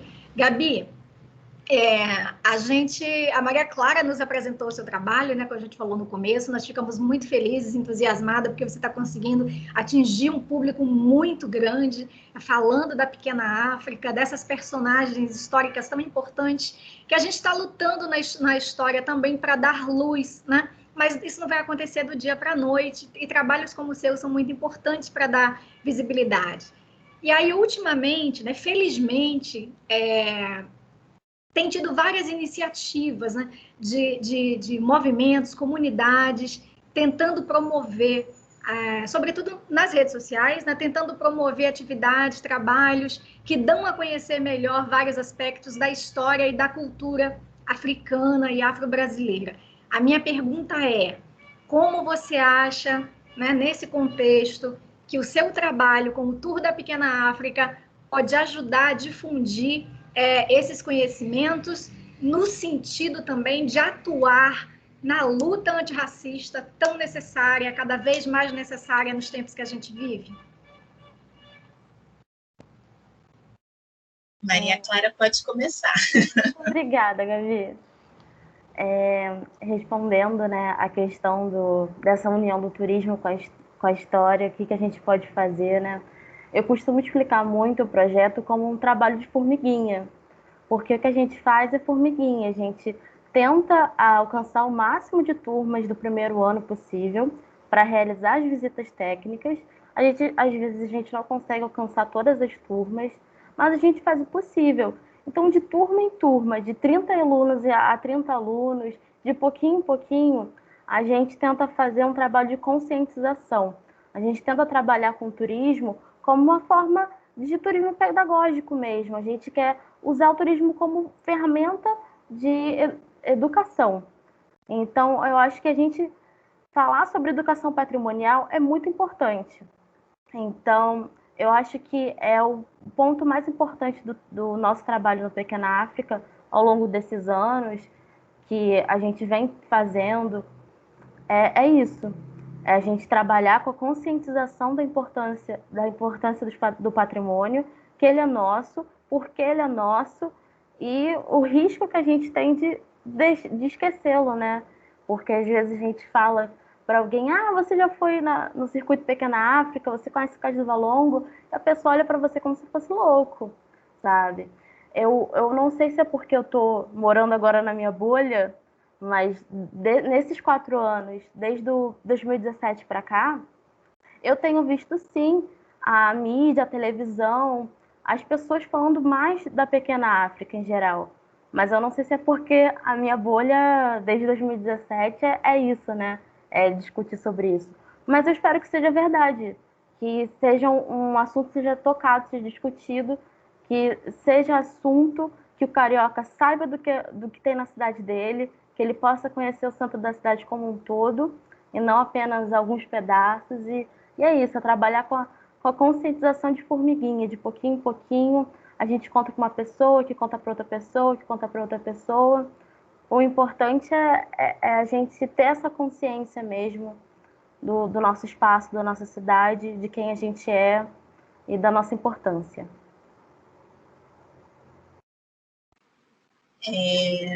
Maria Clara, sua bolha, você não está numa bolha, acho que essa bolha está sendo estourada, mais pessoas estão conhecendo isso, e de fato a mídia está promovendo um pouco mais essa história. Seja para falar que foi patrimônio, ou que se faz algumas atividades ali, seja para falar que o patrimônio não está sendo preservado da forma que deveria ser, né? Então, acho que, nesse sentido, acho que a gente está fazendo um trabalho bom quando a gente começa a unir, né, esse turismo e trazendo essas narrativas interessantes. Vocês ainda estão me ouvindo? Estão me ouvindo? Bota no chat aí para mim. Sim, Gabi, a gente te ouve. Eu comecei a ouvir uma outra pessoa, mas eu estou olhando aqui e não tem nenhum microfone aberto. Não era a televisão aqui de casa. Tá. Mas, e aí, respondendo a pergunta que foi feita em relação a essa luta antirracista, eu acho que, como eu falei, tem muitas empresas olhando para esse roteiro da Pequena África, tanto presencial quanto o online, e entendendo que se essa empresa, né, não faz nada de ações afirmativas dentro da empresa, que talvez esse tour virtual da Pequena África, por exemplo, seja um pontapé inicial, por exemplo, né? Então, eu acho que o tour da Pequena África, ele pode servir para muitas coisas. Ele pode servir para trabalhar ações afirmativas dentro de organizações governamentais ou não governamentais, organizações, iniciativa privada que visa o lucro, enfim, mas ainda assim pode ser trabalhado dessa forma, como um pontapé inicial para ações afirmativas dentro dessas organizações. Além disso, esse circuito, o presencial ou online, dentro das escolas, também pode ser trabalhado. Primeiro, em relação, né, à conexão do que está sendo aprendido dentro de sala de aula com os professores de história, e segundo, porque começa a colocar para esses alunos pontos de vista diferentes do que talvez esteja escrito no livro de história, sabe? E aí, quando você começa a trazer um ponto de vista diferenciado, essas pessoas começam a se questionar. Falam, mas por que então no livro não está dizendo isso? Ah, mas aí quem é que escreveu esse livro, né? Então, é só começar, né, a colocar um outro ponto de vista. Acho que a questão é essa, e acho que dá para trabalhar o Pequena África, assim, trazendo ações afirmativas e dentro desse movimento antirracista. E como eu falei, não é só eu que estou fazendo esse trabalho, tem pessoas em São Paulo, em Salvador, em Alagoas, Fortaleza, Maranhão, uma galera preta do turismo que está fazendo esse trabalho de turismo afro-referenciado. Então, é importante que vocês saberem também que não existe só a Gabi, né? Mas existe a Gabi, existe o Guilherme, existe a Érica lá em Alagoas, existe a Karina na Bahia, enfim, existe uma galera toda que está se movimentando para que a gente conte, de fato, as histórias e que essas histórias sejam contadas pela gente, né? Por essa galera preta também. Vou aproveitar esse seu gancho, Gabi. Posso, Márcia? Claro. Vou aproveitar o seu gancho, que era um pouco exatamente nesse sentido que eu ia fazer a minha pergunta, disso que você comentou um pouco agora no final da sua fala, que era justamente pontuar como que, claro, você colocou um pouco durante a sua fala, como que ainda é difícil a gente discutir essas questões, né, ver nos livros didáticos, discutir nas escolas, mas como que isso já mudou muito, né? E a gente, claro, quando a gente está com gerações mais velhas nessas visitas, eu imagino que ninguém realmente sabe, mas eu tenho fé que daqui a pouco tempo isso vai se tornar cada vez mais comum. E isso, enfim, nos livros a gente já vê essa mudança, que é muito lenta, né? Na escola, não só com a nossa iniciativa, a gente vê pululando aí na rede pública e na rede privada cada vez mais a importância. A Lei 10.639, que, para quem não sabe, obriga de maneira fundamental, né, o ensino de história da África e da cultura afro-brasileira, vai fazer 20 anos já, né? Enfim, já deveria estar mais do que implantada, a gente sabe que o caminho é longo, mas, enfim, já vai fazer 20 anos, foi de 2003 a aprovação da lei. E aí, na verdade, a minha pergunta vem nesse sentido, porque tanto a lei quanto essa pressão dentro da academia mesmo, para que as perspectivas da história começassem a mudar, para que a gente olhasse mais para essa história, para que a gente... No caso específico do Cais do Valongo, isso também foi muito evidente, né? Tudo isso foi muito obra do movimento negro, né? Da pressão do movimento negro. Sem o movimento negro, isso tem certeza absoluta que a gente estaria ainda no mesmo patamar, assim, né? Então, era um pouco isso que eu ia te perguntar, se você... Cais estaria soterrado, né, Amanda? Exatamente. Eu acho que quando começam as obras ali naquela região e começam a desvendar um pouco dessas coisas, é o movimento negro que vai lá e diz assim, olha, a gente quer contar essa história, preciso contar essa história, e aí que as pesquisas vão se fazer por conta da pressão do movimento negro, esse circuito vai ser montado por conta da pressão do movimento negro, e as próprias visões mesmo historiográficas, né, que, enfim, já tem 20, 30 anos que a gente, mais do que isso até, né, a gente tem mudado muito a visão da historiografia da escravidão, foi por conta dos movimentos negros, não só no Brasil, como, né, dos Estados Unidos, né, da América Latina, do Caribe, justamente dizendo, olha, como assim? A gente não é só escravo, a gente tem outras coisas para contar, né? Enfim, a gente foi escravizado, esse que é o grande ponto, somos povos e descendentes de pessoas com histórias que foram escravizadas e é preciso contar essas histórias. Então, a minha pergunta, a minha esperança, na realidade, é que isso que vocês falam que muita gente ainda não conhece e tal, que isso seja que a gente ouça cada vez menos isso, né? Que a gente, né, que esse trabalho seja cada vez mais, e a minha pergunta era um pouco nesse sentido, você falou, não sou só eu, tem um monte de gente fazendo pelo Brasil inteiro, e a minha pergunta era um pouco nessa direção mesmo, se você está articulado nessas redes do movimento negro mais amplo, porque, enfim, por conta deles mesmo que esse trabalho todo acho que começou, né? Dentro da academia, dentro dos circuitos, dentro do Cais do Valongo, enfim, acho que era um pouco nesse sentido que eu falei muito. Dentro do turismo, a gente tem alguns coletivos, que a gente chama de coletivo, pelo afroturismo, né, onde a gente visa, de fato, difundir mais narrativas afro-referenciadas dentro desse mercado. Não só narrativas, mas ações antirracistas dentro desse mercado também. Que, se você for olhar, né, é complicado, né, quando você é uma pessoa preta e você entra num hotel luxuoso e as pessoas acham que você está ali só para trabalhar e não para se divertir. Então, o mercado ele também tem que ser educado com essas ações antirracistas, né? Que propagandas são essas que estão sendo vinculadas dentro dos folhetos, dentro das agências, com as famílias se divertindo, mas que não tem famílias pretas se divertindo. Famílias pretas se divertem também.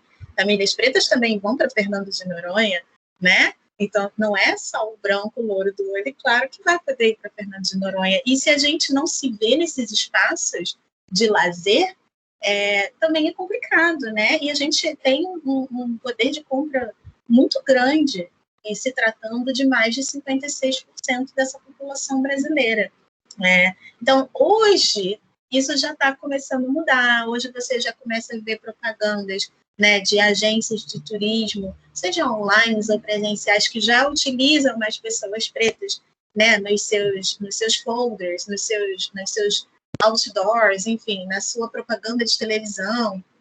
Isso já está sendo mudado um pouco. E sim, de fato, quando a gente se articula como rede, como coletivo, né, dentro, e aí nichado, né, dentro desse mercado, estou falando do mercado de turismo, tá, gente? Vai ter coletivos, enfim, todas as outras frentes que você pensar. Mas é isso, a gente tenta se articular para que a gente usa muito essa frase que é nós por nós. Se o mercado não olha, a gente olha aqui para dentro e vê, cara, o Guilherme lá de São Paulo que faz a caminhada negra, Gui, eu tenho um cliente meu que está indo para São Paulo, eu vou te indicar e você vai fazer a caminhada negra. E ele vice-versa, sabe? E se alguém for para Alagoas ou se alguém for para Salvador, eu tenho profissionais que também trazem essas narrativas afro-referenciadas nesses lugares. Mas aí também a gente precisa voltar um pouco, e quando a gente olha para esses profissionais, né, que são profissionais pretos e pretas que estão ali fazendo um trabalho diferenciado, ainda assim, a gente ainda teve um privilégio de ter vários acessos a várias coisas que outras pessoas não têm, que outros guias de turismo não têm, que talvez seja uma segunda língua, uma fluência num segundo idioma, né? Um acesso ao computador e internet para fazer um tour virtual, por exemplo, né? O instigar o interesse desse guia e dessa guia preta também de querer contar essa história e essa narrativa, do que só entrar para um mercado super massificado, né? Esse mercado de massa, que é colocar 40 pessoas dentro de um ônibus e levar para os principais atrativos da cidade. Então, é tentar mudar essa mentalidade também lá na base. E a base né, dessa cadeia de produção e dentro do turismo é o guia. É ele que está levando essa pessoa lá. Então, as histórias que ele ou ela estão contando que vão fazer esse turista começar a pensar um pouco mais, né? Então, tem isso também. Por mais que a gente esteja se articulando, a gente também encontra os desafios, né, de não ter muitos profissionais, pretos e pretas, né, para contar também essa narrativa. Mas não porque eles não querem, mas porque não foram instigados a, entendeu? Beleza, Gabi. Eu vou ler alguns comentários e seguir a ordem aqui que estão aparecendo pelo chat. A Sofia comentou um tempo atrás que ano passado teve a oportunidade de fazer o trajeto da Pequena África com o professor de artes e falaram justamente sobre como era a parte da história que é pouco conhecida. E ela está dizendo, né, éramos 40 alunos da rede municipal e poucos conheciam pelo menos uma parte do trajeto. Foi uma aula externa bem interessante que apresentou aos alunos grandes personalidades pretas pouco conhecidas. E aí tem perguntas. Tem uma pergunta para Maria Clara e tem uma outra para a Gabi. Tem alguém com a mão levantada também, que eu acho que era antes da pergunta, Márcia, para perguntar. Para mim não está aparecendo ninguém de mão levantada. Acho que é o professor André. Então, André, por favor.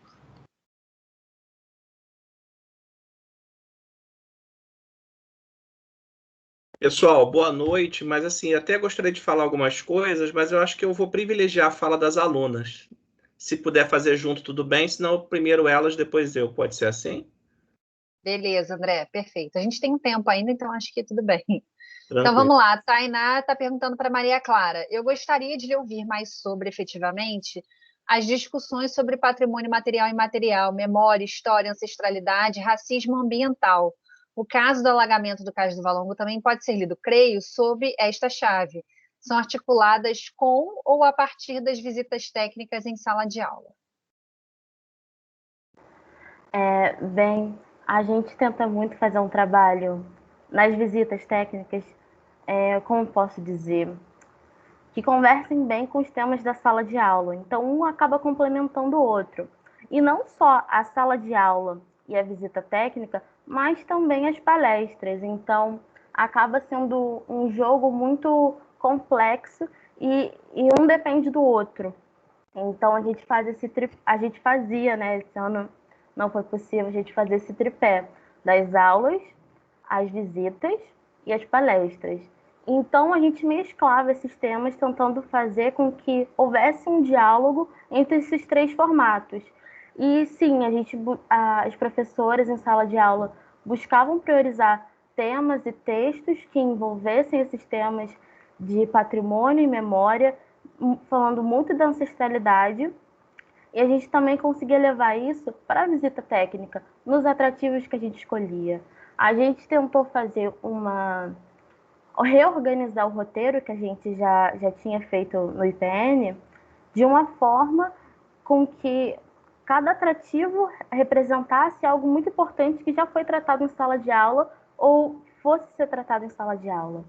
Então, isso foi muito importante para a gente conseguir abordar todos esses temas no que diz respeito ao Cais do Valongo. Em sala de aula, as aulas foram sofrendo alterações ao longo dos anos, a gente foi aprimorando, assim como o roteiro. A gente nunca tem, né, a versão final, a gente está sempre aprimorando, fazendo o melhor possível. Então, no último ano que a gente realizou, agora em 2019, a gente tentou realmente abordar mais as figuras, tanto que a professora Márcia, da coordenação de literatura e língua portuguesa, participou falando um pouco da literatura, de personagens históricos, de pessoas muito importantes para a história. Então, a gente tenta também trazer esse foco das figuras, também do patrimônio, da memória, da ancestralidade. A gente consegue envolver tudo isso dentro desses três formatos diferentes para que tenha esse estímulo para o aluno, para realmente sair do texto e trazer maior conhecimento, né? E eu acho que esse é o diferencial. A gente consegue ver a palestra com um arqueólogo, com um especialista da área que trabalhou nas escavações. A gente consegue ir para a rua, ver a nossa cidade e a gente realmente consegue ter o melhor da sala de aula, com a aula tradicional, formato slide. para tentar abordar todos esses temas. Perfeito, Maria Clara. Agora para a Gabi, né? Você vê a possibilidade de articulação às bancadas parlamentares eleitas ou recém-eleitas para a transformação desse projeto em política de Estado? Foi a Tainá que perguntou. Olha, Tainá, o circuito da herança africana, ele começou a ser colocado dentro, né, do circuito turístico ali da zona portuária, ali naquela meiuca antes das Olimpíadas em 2016. Então, isso já foi, né, uma política pública. O que acontece é que, como a gestão muda e essas prioridades mudam também, né, não se dá continuidade ao trabalho. Então, beleza, foi criado o circuito histórico da herança africana, colocou umas plaquinhas aqui e ali, bacana, mas iniciativa mesmo, para que aquilo se torne parte, né, uma parte de fato desse cidadão, não há. Mas aí é isso, assim, prioridades, né? Que prioridades estão sendo dadas para essa cidade? E isso vai mudando de 4 em 4 anos, quando deixam terminar os 4 anos, mas vai muito da prioridade também, né, desse Estado. O que esse Estado quer? O que esse Estado quer comunicar para esses cidadãos? O que ele quer oferecer como iniciativa de lazer para esses cidadãos? Será que é mais interessante colocar uma roda gigante da iniciativa privada, que é caro para esse morador, do que, de fato, colocar placas mais explicativas dentro desse circuito, ou, né, deixar o cais do Valongo apropriado, né, preservado, fazer um museu para que os artefatos que foram encontrados nessa escavação no cais do Valongo voltem para a sociedade em formato de conhecimento. Mas é isso, né? Prioridades. Não está tendo. Mas poderia ser articulado. Vou fazer só a pergunta da Alice e a gente passa para o André para ouvir o André também. A Alice pergunta, Gabi, você acha que os estrangeiros têm procurado mais esse turismo diferenciado? Sim. Nesse circuito da Pequena África, a maioria do meu público é estrangeiro. Eu diria que 80% desse público é estrangeiro, principalmente vindo do sul dos Estados Unidos, né, que também sofreu com essa questão de diáspora, né? Ali, Alabama, Geórgia, o Texas, enfim, a Flórida, Mississippi, toda essa galera ali, então, vem muito para o Rio de Janeiro, e esse viajante ele tem mudado, principalmente esses viajantes internacionais, pretos e pretas, né, que viajam para um outro país, que também sofreu esse processo diaspórico, mas querendo entender aquele processo ali, porque é isso, ele quer sair daquela bolha, né, e começar a entender como se deu esse processo de diáspora ao redor do mundo, e não só aqui nos Estados Unidos, por exemplo, no caso deles, né. Então, eles começam beleza, eu estou indo para Cuba, mas eu quero entender esse processo diaspórico em Cuba. Então, ele vai procurar um tour afro-referenciado em Cuba, que vai dar para ele esse ponto de vista. A mesma coisa quando ele vem para o Brasil, a mesma coisa quando ele vai para a Jamaica, e por aí vai. Porque ele vai tentando conectar. É quase como se a gente tivesse um quebra-cabeça e as peças estão espalhadas pelo mundo.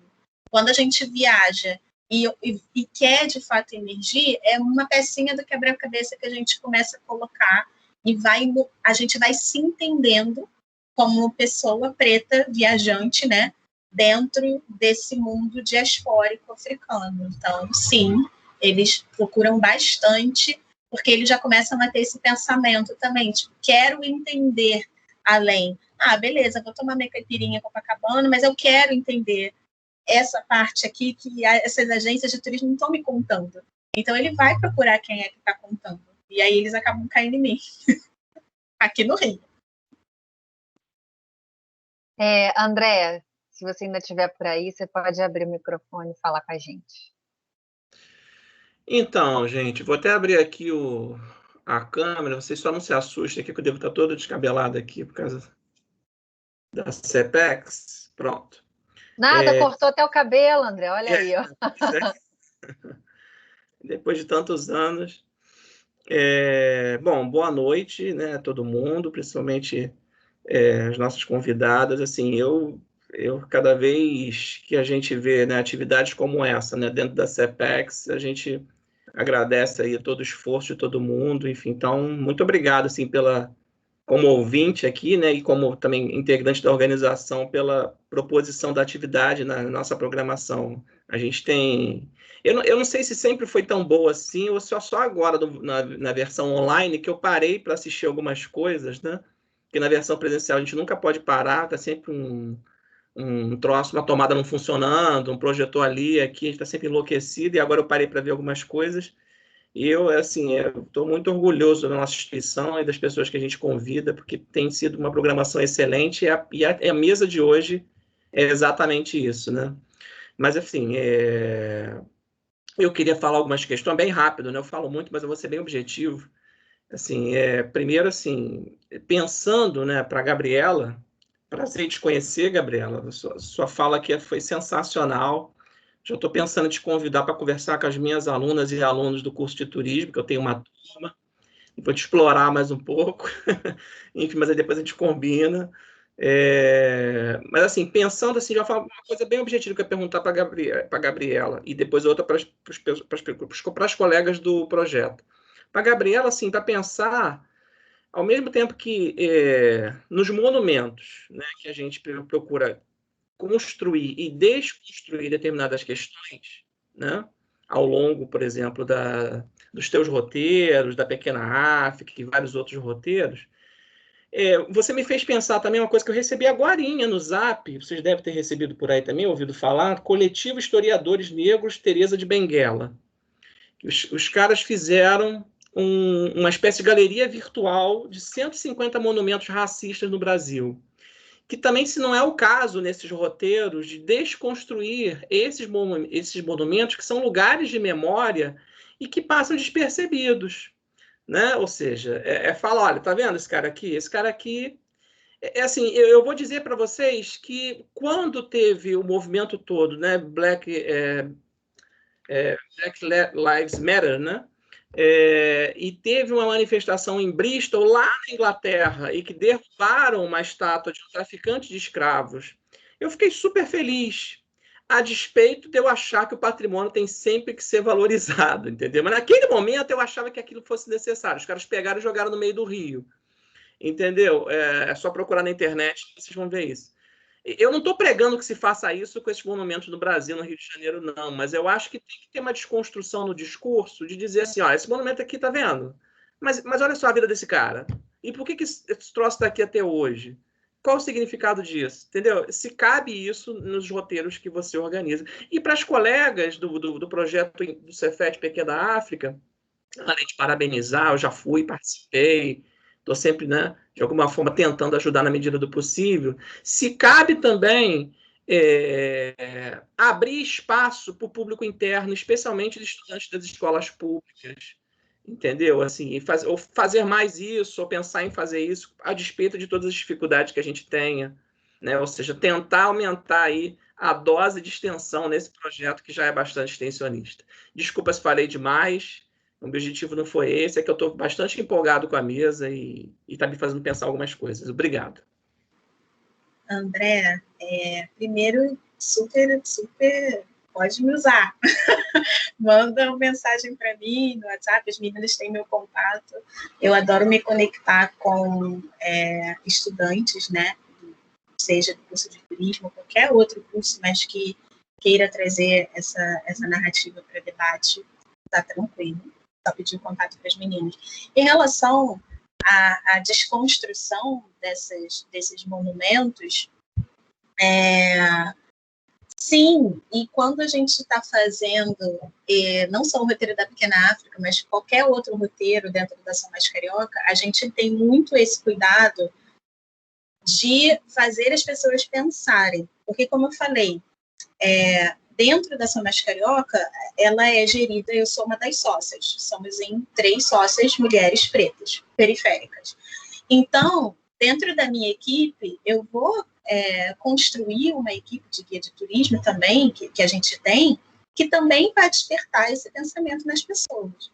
Então, por exemplo, se a gente faz um roteiro, por exemplo, como a Praça Tiradentes, né, que é rodeada de teatros, enfim, mas no meio tem uma estátua de Dom Pedro II e não do Tiradentes, né, que aí também começa nesse pensamento, por que não é o Tiradentes que está aqui, é Dom Pedro I, nesse sentido. A gente vem, de fato, né, a história e a narrativa que a gente traz é muito de despertar pensamento e colocar pontos de interrogação na cabeça dessas pessoas. A gente questiona muito, a gente traz muito, faz com que as pessoas comecem a refletir e não só estarem lá como simples ouvintes. Tô aqui porque não tem nada para fazer em casa, vai vir aqui fazer um passeio. Ela pode até ter saído de casa com esse intuito, vir aqui fazer um passeio. Mas quando chega e, de fato, começa a fazer o roteiro, a gente traz tantos questionamentos, traz tantas reflexões, que essa pessoa já sai com um tipo de transformação, depois de 3 horas ali caminhando com a gente. Então, sim, a gente usa essas narrativas para desconstrução também, de todos os sentidos, desconstrução de estereótipos, né? Desconstrução de monumentos, por que estão ali, quem foram aquelas pessoas, né? E por que estão sendo reverenciadas dessa forma, se não foram pessoas, enfim, que foram pessoas com um caráter duvidoso, pode-se colocar assim, né? Então, assim, a gente traz muito essas reflexões. Mas, de novo, né, essa empresa, e aí eu não estou falando só da Sou Mais Carioca, mas eu estou falando do mercado de turismo como um todo, o mercado não tem essa visão. O mercado, ele quer colocar só o que é bom, ele quer colocar só, trazer, aqui vamos para Copacabana, vamos para o Cristo, vamos para o Pão de Açúcar, Escadaria Selarón, Catedral Metropolitana, acabou. Rio de Janeiro é isso aí, tá, galera? É essa coisa maravilhosa. Só que, não, né? Esse turista, ele tá transitando na cidade, mas ele tá ali tomando uma água de coco em Copacabana, mas ele tá vendo o Vidigal lá no final, ele tá vendo o Cantagalo aqui atrás dele, ele tá vendo a Babilônia lá no final, o Chapéu Mangueira lá no Leme, né? Então, peraí, tem algo errado que não está certo, né? E é isso que a gente tenta fazer dentro da Sou Mais Carioca. Mas, de novo, essas empresas de turismo, elas precisam querer fazer isso. Lembra da prioridade que eu falei, da iniciativa pública? Mesma coisa acontece com a iniciativa privada. Prioridade. A nossa prioridade é utilizar o turismo como ferramenta de educação não formal, ponto final. Então, tudo que a gente faz e todos os roteiros que a gente cria, a gente tem essa mentalidade, mas é porque é a nossa essência.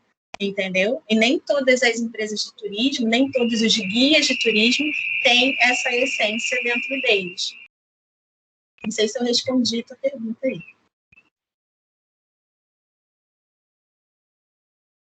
Beleza. Tem uma pergunta da Alice, que diz assim, vocês acham que o turismo... Não, na verdade, tem a extensão da pergunta do André para o projeto, né? Esqueci, estou aqui me envolvi no chat, mas da coisa das escolas municipais, né? Mari, quer falar um pouco? Posso.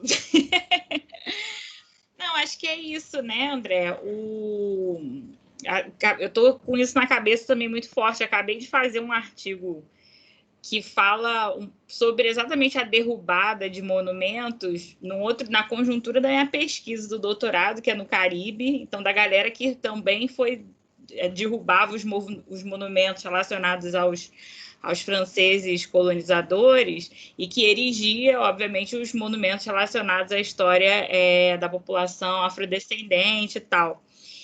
E é isso, assim, acho que é fundamental esse movimento de crítica, né, de intervenção nesses monumentos, assim, não só a derrubada, acho que o apoio também é derrubado, mas de intervenção mesmo, né, de pichar. O pessoal de Guadalupe, onde eu fiz pesquisa, gosta muito de decapitar essas estátuas, eu acho um barato. Então eles decapitam e colocam comentários e tal, porque isso se torna, quando as pessoas vão visitar aqueles locais, as pessoas começam a perguntar, por quê? Por que tem isso escrito? Por que está decapitado e tal? Enfim, então tem um monte de estátua decapitada lá. E aí a gente até comentou aqui no chat também desse projeto Salvador Escravista, né? Que tem um pouco, a Tainá lembrou, que é desse ano, inclusive, que foi logo depois das derrubadas das estátuas, né? Depois do Vidas Negras Importam, que aí começaram a pulular essa coisa. E aí se criou esse projeto com vários historiadores que não só indicam as estátuas e os lugares dos monumentos relacionados à colonização, ao tráfico de escravos e tal, como lembram as pessoas os monumentos, lugares relacionados, lembram e indicam, para quem não sabe, relacionados à história da população afrodescendente e tal. Então, assim, é muito interessante como que a história pública vai se ressignificando, né? Enfim, vai se recontando e precisa mesmo. Por mais que nós, historiadores, a gente tenha um certo apreço ao patrimônio, aquelas coisas, as questões são novas agora, então essas coisas necessariamente têm que mudar, né? E aí são outras perguntas. E por isso também que surgiu, acho que o Cais do Valongo, por isso que surgiu o primeiro projeto, a gente discutia isso com Aldi, Márcia, Vanessa, Alice e as outras professoras do projeto, e as outras, Maria Clara, e as outras integrantes do projeto, como que o projeto inicial da prefeitura era criar naquela região ali uma narrativa de descendentes de espanhóis, de portugueses e tal, de como ali seria a entrada, seria a parte histórica, né, desse circuito Olimpíada Copa, mas seria totalmente uma história eurocêntrica, assim, o projeto inicial era uma história totalmente eurocêntrica, então, e aí foi fundamental essa vinda dos movimentos negros e intervenção e dos historiadores apoiando e sendo convocados para olharem isso de maneira crítica, para dizer, olha, não, vamos contar essas... Então, assim, é muito bacana a gente ver também como que essa história das ruas, né, nos monumentos, e eu não sei se foi muito bem, acho que foi um pouco nesse caminho que você questionou, como que isso ajuda nas nossas discussões, né, dentro de sala de aula e tal, e, assim, e é fundamental. Nós somos historiadores, mas aí tem as meninas do turismo, né, e aí eu acho que não poderia ter casamento melhor. Quando chega... Gente, eu queria só comentar uma coisinha assim, muito rápida sobre a derrubada dos monumentos. Assim. O caso de Bristol, né, que o traficante de escravos foi jogado no fundo do rio, mas depois a prefeitura de Londres resgatou, de Bristol resgatou. Eu tenho um viés de pesquisa, né, de mestrado e doutorado que ainda é puxado para a história da arte, então o meu aperto no coração é ainda maior quando se fala em derrubada de patrimônio. Mas, neste caso, dos traficantes, né, que foram... Tem o caso da Bahia, né, gente? Também eu tenho total apoio à derrubada. Só tem uma questão que eu não concordo. Jogar no fundo do rio. Jogar no fundo do rio, gente, é o esquecimento, né? Isso eu fiquei feliz quando a prefeitura de Bristol resgatou, não para colocar de volta na praça como lugar de homenagem, mas para colocar em outro lugar, né? Para que essa história não seja esquecida. E aí, sim, a construção de um outro espaço. E a gente tem um caso espetacular do Museu do Holocausto na Alemanha, né? Que é fundamental para que não se esqueça o Holocausto. Imagine se todas aquelas peças de campo de concentração tivessem sido queimadas, jogadas no fundo do rio, né? Como é que você vai rememorar, lembrar, chamar atenção para esse holocausto? O termo é holocausto mesmo, né? E o tráfico de pessoas escravizadas, o tráfico atlântico, né, de pessoas africanas escravizadas, é um holocausto também, né? O número de pessoas que morriam somente durante a travessia já é um holocausto. Então, eu acho que, assim, deixar no fundo do rio também não é bom, porque a gente produz esquecimento. Então, que esses monumentos saiam das praças como homenageados, né? Saiam, mas que eles sejam realocados em outros lugares. Por que não construir um museu do Holocausto dos escravizados, das pessoas escravizadas que morreram nessa viagem bárbara, né, nesse navio negreiro tão tenebroso. Então, essas estátuas, essas esculturas, na minha perspectiva, né, vocês podem discordar e apresentar outros argumentos. Para mim, elas devem permanecer intactas, porém, em algum lugar onde essa questão, onde a perspectiva sobre elas não seja a da homenagem, seja a da problematização, né? Quem foram essas pessoas e o que é que elas fizeram? Né? Que personagens históricas foram? Com o que elas contribuíram? Né? Que história é essa que elas construíram, que elas escreveram? Eu queria só, então, retomar a última pergunta do André, que é sobre as escolas municipais, que eu acho que seria, assim, um ganho enorme do projeto, né? A gente entender, porque, bem ou mal, a gente tem um aluno do Cefet que já tem acesso a essas outras discussões mais profundas, né? A gente já promove reflexões não só na história e na língua, mas em outros contextos. E a gente tem ali do lado turmas de pré-técnico, né? De alunos que nem todos, infelizmente, vão conseguir ter acesso ao Cefet, né? Só alguns, mas, enfim, eu acho que é uma oportunidade ótima para a gente poder começar, né, esse contexto de conversa com a escola municipal, porque, como a Gabi falou, né, e muitos falaram aqui, eu acho que é realmente um caminho sem volta, né? Quando você desvenda, né, e, enfim, propicia esse novo olhar, eu acho que não se volta nunca ao lugar de onde se veio, né?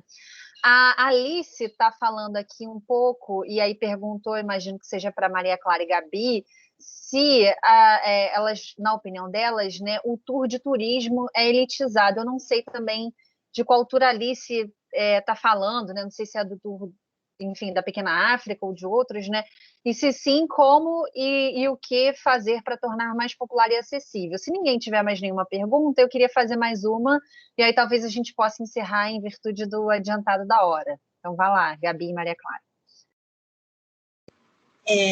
Eu não sei em que sentido que foi feita a pergunta, se foi feita em relação a preço, alguma coisa do gênero.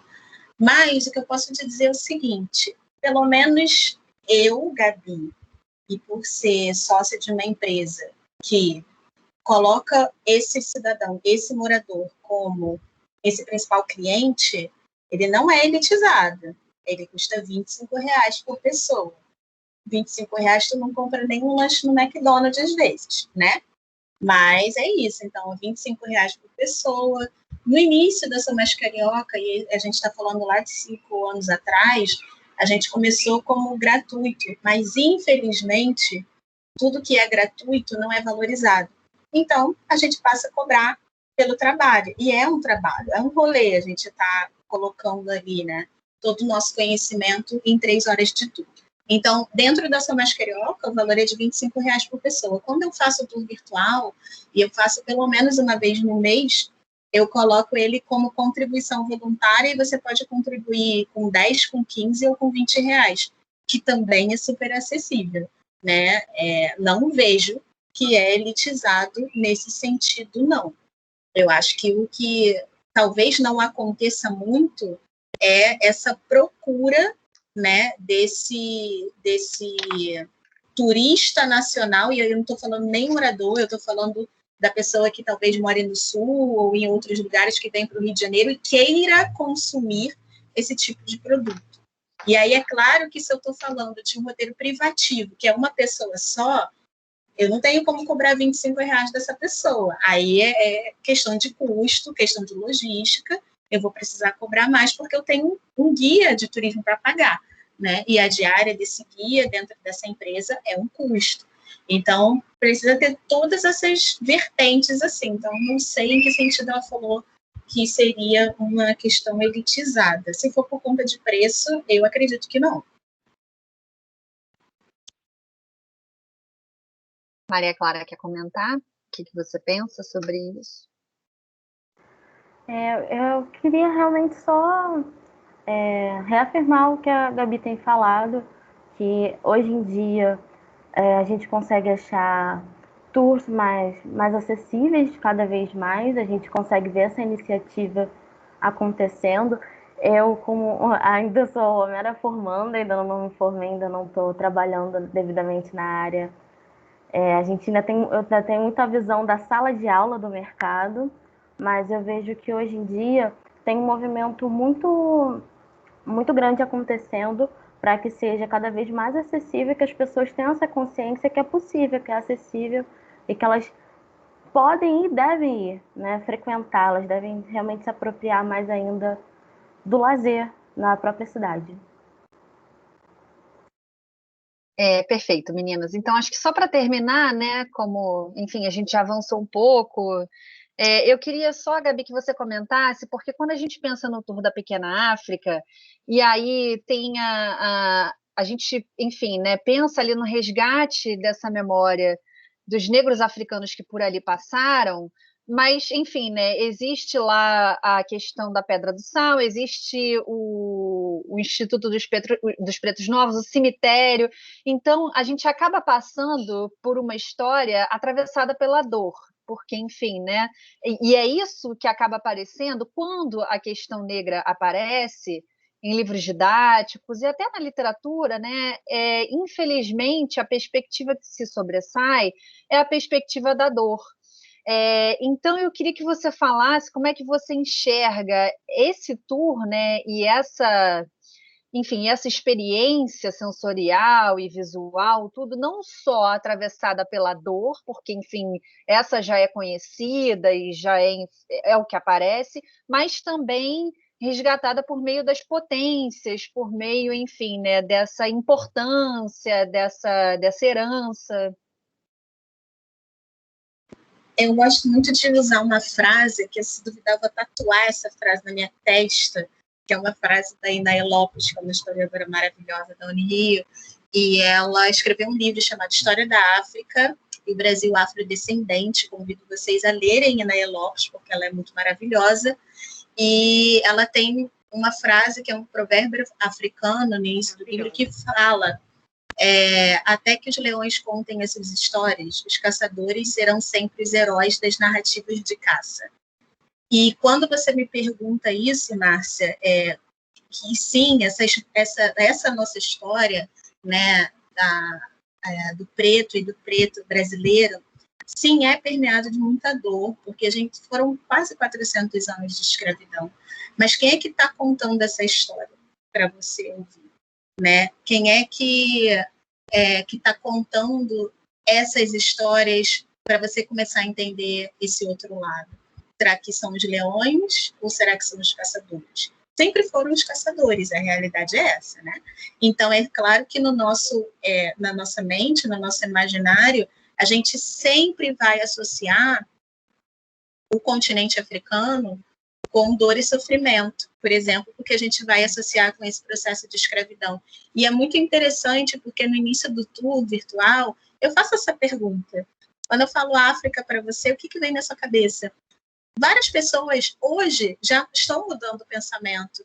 E hoje elas falam resistência, hoje elas falam cultura, hoje elas falam berço, né? Maternidade, hoje elas falam palavras muito potentes, mas eu tenho certeza que se eu fizesse essa pergunta há uns 5, 6, 7, 10 anos atrás, a única palavra que viria na mente seria escravidão. Então é isso, né? Quem está contando essa história? Então, o fato de ter pessoas pretas que estão dentro do seu lugar de fala, contando essa história e reverenciando essas pessoas que fizeram parte dessa história, não colocando luz no sofrimento, mas colocando luz na resistência. Então, quando eu falo do samba, quando eu falo da comida, da gastronomia, né, quando eu falo dessas pessoas de Mercedes, de Seata, eu estou trazendo a parte da resistência. E quem já fez o tour virtual comigo sabe que eu falo da escravidão quase no final, quando eu estou falando do cais. E antes eu já falei tanta coisa boa, sabe, que foi feita, tanta coisa boa que a gente produziu, mesmo estando num processo de escravidão. Então, eu acho que vem muito daí, Márcia, é muito de quem conta essa história. E às vezes eu fico quietinha, eu estou ali no caso, quando não tinha pandemia, né? Ali no caso do Valongo parado, aí chega um grupo com um guia, que você vê que o guia não é dali, sabe? Tá ali porque alguém mandou não está entrosado com aquilo, não tem uma paixão na forma que conta, e a batata. Esse guia ele vai contar, ele vai falar só, é porque aqui chegaram 1 milhão de pessoas que foram escravizadas, perere pão duro. Vamos ali tirar foto no mural do Cobra. É isso. Entendeu? Não tem nenhuma reflexão. Mas, de novo, quem conta essa história, né? Vai muito disso aí também. Quem está contando esse ponto. Perfeito, Gabi. Eu queria agradecer muitíssimo a presença de todo mundo que esteve aqui, que fez pergunta, que interagiu, ou que ficou aí só escutando, anotando as dicas. Imensamente a Maria Clara. Obrigada, assim, a gente olha para pessoas como você e a gente realmente vê que o nosso trabalho de formiguinha em sala de aula tem frutos, e é isso que deixa a gente mais feliz na nossa caminhada, que é árdua. A gente enfim, né, a profissão de professora a gente sabe que não é nada fácil, mas enfim, a gente está em um contexto em que a gente percebe pessoas assim como a Maria Clara, e que a gente fica cheio de orgulho e cheio de satisfação pensando que vale a pena, sempre vale a pena. Gabi, muitíssimo obrigada, foi brilhante a sua participação, muito boas as colocações, as falas. Então, eu queria agradecer a disponibilidade, porque Gabi não é uma pessoa fácil, tá? Ela é super requisitada, ainda mais nesse contexto online, né? Em que, enfim, estão acontecendo várias coisas virtuais. Então, brigadíssima, e não só por hoje, né? Porque, enfim, a gente já vem falando, e marcou reunião, né? E Gabi respondendo as minhas perguntas no Zap, enfim, a gente interagindo. Então, tudo isso demanda tempo e disponibilidade. Então, eu queria agradecer muitíssimo a Gabi, obrigada, porque foi muito enriquecedor. E, mais uma vez, agradecer a todo mundo que teve aí, que participou. E vida longa ao Pequena África. Vida longa e próspera, gente. Muito obrigada pelo convite. É sempre muito honroso para mim falar com estudantes de qualquer área, não só o turismo, mas, enfim, estudantes que estão aí no ensino, né, médio, ensino fundamental, não importa. Eu gosto dessa troca. E estou sempre à disposição de vocês. André, fico à disposição sempre. Pode me usar, como já falei, tá tranquilo. Só me manda com antecedência para eu poder me programar, porque a minha vida é meio louca aqui. Mas, de fato, foi muito rica essa troca. Queria parabenizar aí as meninas que organizaram, Maria Clara, pelo projeto. E aos professores, né? Porque sem vocês, essa galera não estaria fazendo essa mesa aqui. Então, que valorizemos mais os nossos professores, não é mesmo? Que são tão pouco valorizados. Então, parabéns para vocês também por terem alunos tão maravilhosos e com essa iniciativa. Eu também queria agradecer a presença de todo mundo, né? A gente sabe que são muitas mesas, muitas coisas interessantes na CPEX. Não dá para estar presente em todas. Eu também quero agradecer muito a convidada, a Gabi, porque eu sei que ela é muito ocupada e ela faz um trabalho incrível que eu admiro sempre pela internet, fico sempre de olho. Eu quero agradecer muito, muito a todos os meus professores, principalmente da coordenação de História, que me ajudaram muito nesse processo. E se eu não fosse por vocês, eu não teria aprendido nada disso que eu sei hoje, eu não seria nada que eu sou hoje. Agradeço muito por vocês terem me acolhido, ter acolhido o projeto, né? A gente ter trabalhado, né, ao longo desses anos, e que a gente pôde fazer alguma coisa com outras turmas, né? A gente pôde distribuir esse conhecimento. É isso, gente. Obrigada. Eu queria agradecer também, gente, em nome da coordenação de História, agradecer a professora Márcia pela parceria aqui na coordenação de Língua Portuguesa e Literatura, né, Mari? Veio trazer aí já virou o casamento, já é um casamento. Veio trazer um reforço de peso aqui para o nosso trabalho. Vamos roubar a Márcia. Vamos roubar a Márcia. Sim, sim. Olha, André, estou plenamente de acordo. Vamos roubar a Márcia, assim, a gente sequestra o pessoal da Colip, quando perceber, já tiramos. Eles que se corram atrás. Eles que lutem, né? Eles que lutem. Agradecer muito a Gabi mais uma vez, né? Todo mundo já falou aqui. Seu trabalho é maravilhoso, a gente fica muito agradecida. Agradecer a Maria Clara, nosso orgulho, né? Uma alegria ver você, Maria Clara, né? Apresentando aí tudo que você tem construído de conhecimento ao longo desses anos no Cefet com a gente. Agradecer ao André, Samuel, que estava aqui com a gente, dando força, Mari, sempre com a gente. Agradecer meus alunos que estão aqui, minha turma de estradas, né? Minha turma de estradas, que estou vendo vários daqui da minha turma, a gente vai trabalhar esse tema daqui a pouco. E Alice também, nossa bolsista que está aqui com a gente. Gente, muito obrigada pela atenção, pelos comentários, pelo interesse, por tudo. Maravilhoso, gente. Obrigada. Gabi, Obrigada. você vai receber um certificado, né? Pessoal aí da professora André da organização, vão mandar para o seu e-mail, tudo direitinho.